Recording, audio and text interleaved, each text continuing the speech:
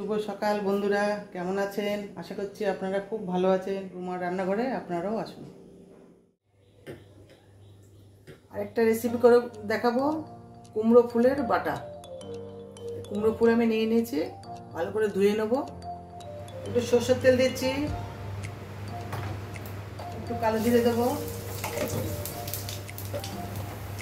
স্বাদ মতো নুন দেবো, একটু হলুদ দিচ্ছি, একটু চিনি দিচ্ছি, কুমড়ো ফুল বাটাটা দিয়ে দিচ্ছি।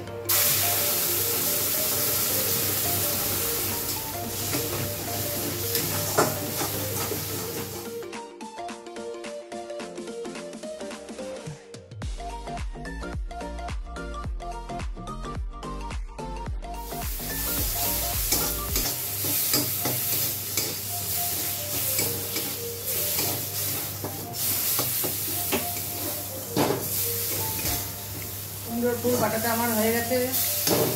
এরকম হবে। কুমড়োর ফুলটা আমার ছাদ বাগান থেকে তুলে এনেছি।